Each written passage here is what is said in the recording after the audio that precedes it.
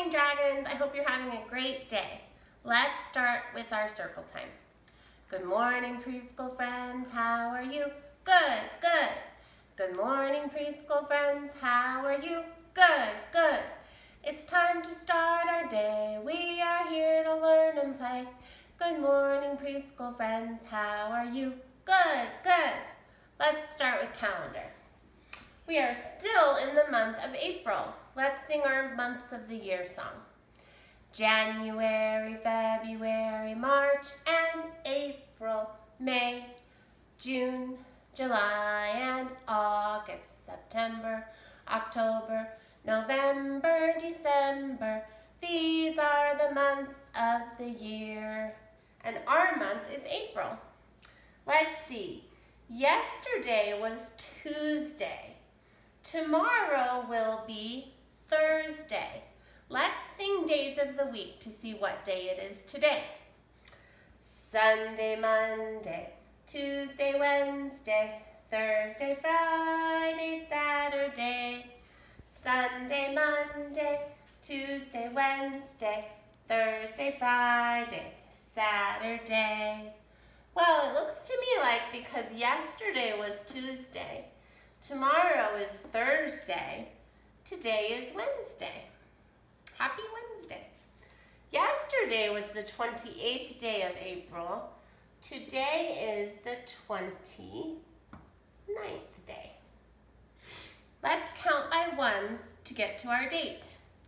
1, 2, 3, 4, 5, 6, 7, 8, 9, 10, 11, 12, 13, 14, 15, 16, 17, 18, 19, 20, 21, 22, 23, 24, 25, 26, 27, 28, 29.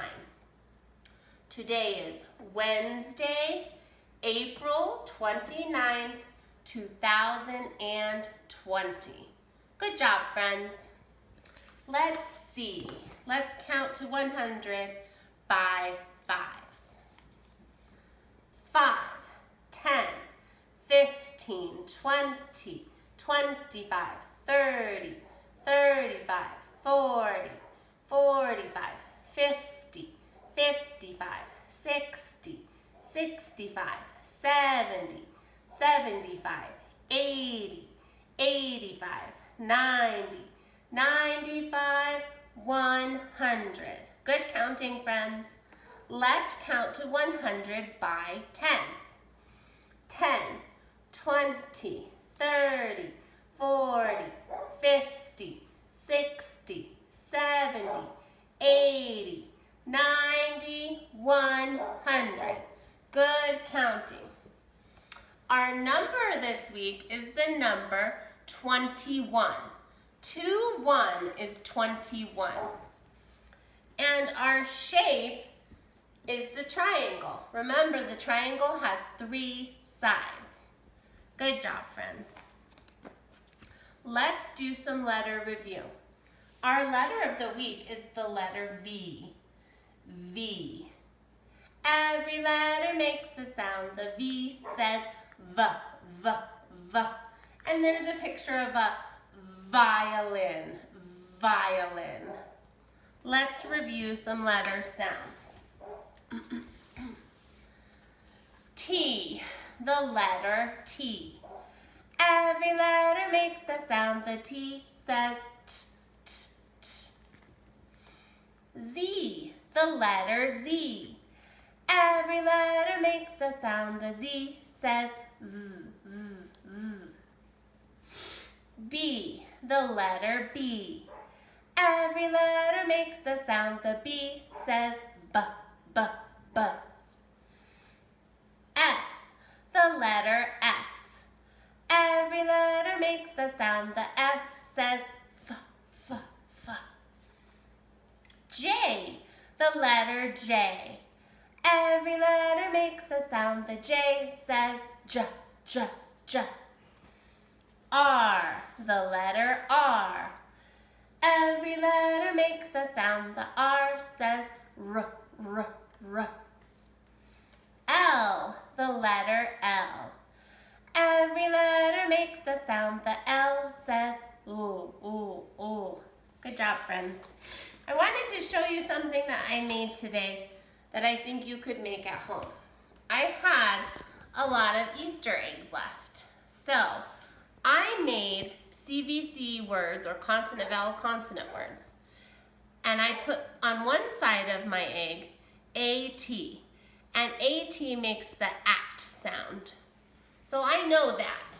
And now if I put my egg together, I have at, hat.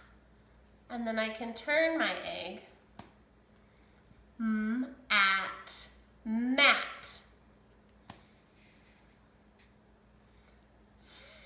At, sat. At, rat. At, cat. At, pat. At, hat. At, mat.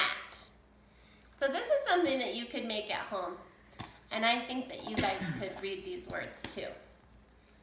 Okay, for our journal today, I want you to draw a V and then make your V into something.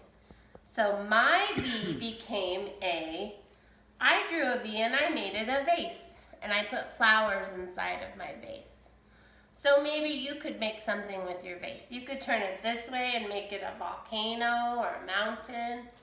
You can do whatever you'd like. For our story today, this is a good one. It's a little long, but it's one of my favorite stories. It's called Lyle, Lyle, Crocodile, and it's by Bernard Waber.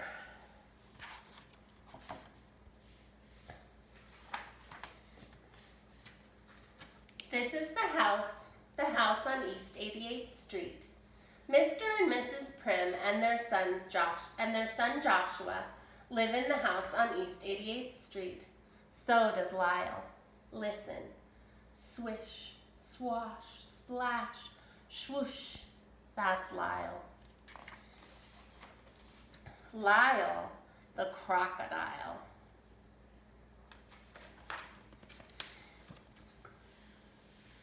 Lyle was very happy living with the Prim family. He was especially happy when he was being useful, like helping Joshua brush up on his schoolwork.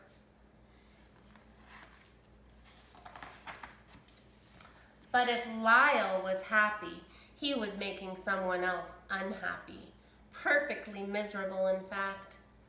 That someone was Loretta, Mr. Grump's cat. Mr. Grumps lived just 2 houses away from the Prims.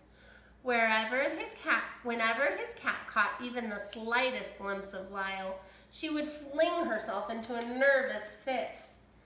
Lyle desperately wanted to win Loretta over. He tried flashing his sweetest, most toothsome smile at her to show how friendly he really was, but this only frightened the distressful cat even more.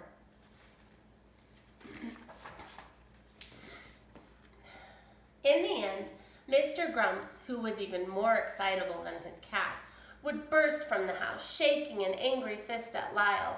"Something must be done about that crocodile," he shouted as Lyle fled to the safety of his own house. To take his mind off of his troubles with Loretta and Mr. Grumps, Lyle filled his days playing with Joshua and his friends. He loved being it. He could skip double dutch 100 times without missing. It came as no particular surprise that Lyle could high jump, but Loretta, who was just let out for an airing, was surprised and terribly frightened. Loretta was so surprised and so shaken, she fled to the nearest tree, and no amount of coaxing would bring her down. Not until Mr. Grumps arrived to rescue and comfort her would she consider coming down. "Something will have to be done about that crocodile," stormed Mr. Grumps. Now Mr. Grumps was really furious. Now he knew he would be snappy, irritable, and impossible to live with when he returned to his job in a big department store the following day. For the next several days, Mrs. Prim thought it best to keep Lyle at her side. Together they fussed about the kitchen, preparing good things for the family to eat. When the weather permitted, they took lunch to the park. Lyle was always one for sharing. They even took trips downtown. There was much to see in the big city and much to do. Mrs. Prim could spend hours just browsing around antique shops. Lyle could spend hours watching building construction. They both loved to ice skate. One day, Mrs. Prim and Lyle went shopping in a big department store. Unfortunately for everyone, it turned out to be the very same store in which Mr. Grumps held an important position. And unfortunately, they were to hear from Mr. Grumps all too soon, for it was his voice that suddenly broke over the loudspeaker to announce that a sale was happening in the pajama department. Immediately, it was as if everyone in the store was in desperate need of pajamas. Separated from Mrs. Prim, Lyle was swept along with the crowd. As they neared the pajama department, Lyle thought he heard a familiar voice. "Lyle! Lyle!" the voice called out. Lyle recognized the voice and the face as well. The voice and the face belonged to Hector P. Valente, star of stage and screen. But what was Senor Valente up to now? Well, for the moment it seemed he was very busy selling pajamas. Lyle remembered unhappily his days of traveling and performing with Senor Valente. But in spite of everything, the two were delighted to see each other once more. In another part of the store, Mrs. Prim searched frantically for Lyle. "Excuse me," she said to the lady at the information booth. "Have you seen a crocodile going past? He's wearing a red scarf." "No," answered the lady. "I have no information about a crocodile wearing a red scarf." "Excuse me," said Mrs. Prim to the sporting goods salesman. "Have you by chance come across a crocodile? His name is Lyle." "Sorry, madam," answered the salesman.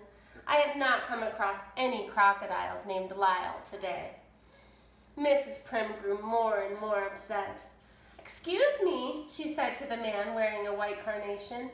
"I have lost my crocodile and I don't know what to do." Whatever the man answered, Mrs. Prim never heard it, for his voice was lost in a chorus of other voices shouting, "More, more!" These voices belonged to the huge crowd of shoppers surrounding Hector P. Valente and Lyle. Because they had an audience, and because Senor Valente could not resist showing off, he had persuaded Lyle to join him in a free performance of their old stage act. "More, more!" the surprised but delighted shoppers called out, forgetting all about wanting or even needing pajamas. Mrs. Prim caught up with him just in time to hear another voice charged with fury shout, "What's going on here?" This was Mr. Grumps.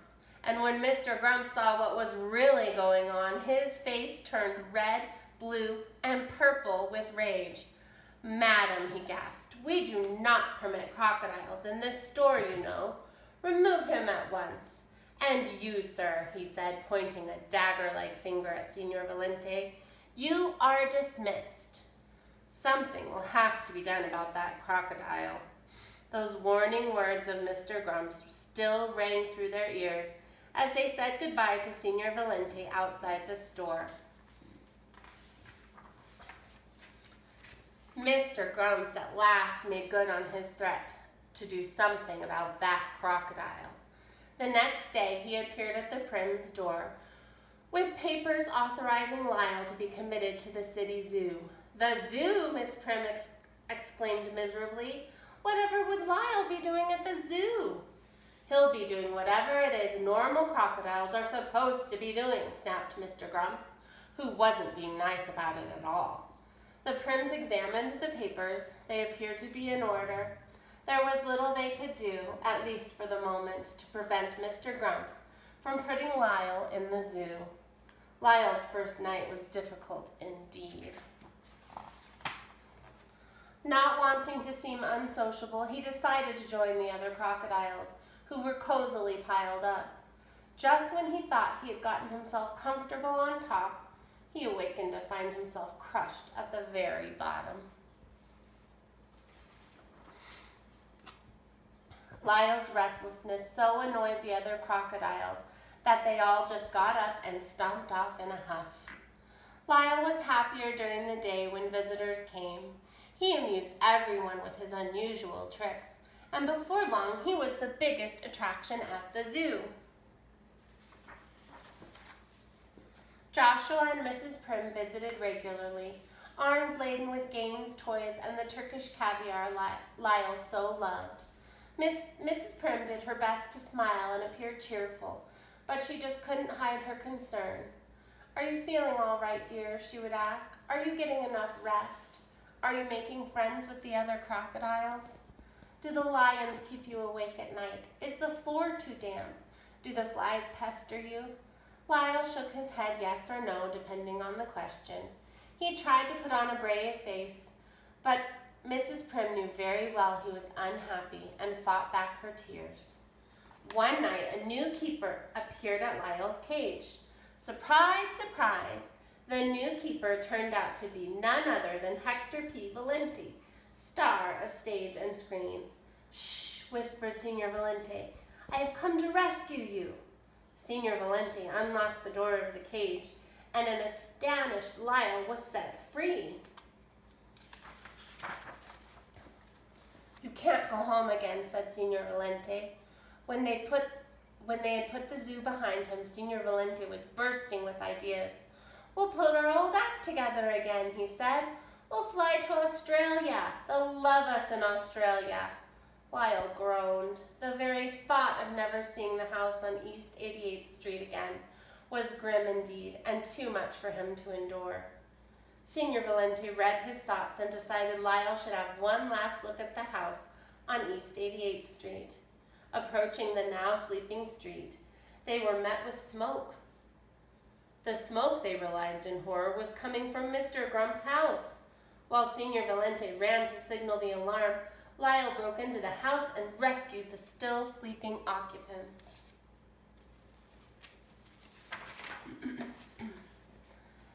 A gasping, frightened Mr. Grumps and his cat were led to the safety of the street. Now the Prims and the entire neighborhood were awake to witness Lyle's heroism. Mr. Grumps couldn't thank him enough. "Ladies and gentlemen," said Mr. Grumps to the crowd of onlookers, "Lyle is the bravest, kindest, most wonderful crocodile in the whole wide world. I would consider it a privilege and a pleasure to have him as our neighbor once more." "Hooray!" shouted the Prims. "Hooray!" shouted the crowd. Lyle moved back to the house on East 88th Street that very night.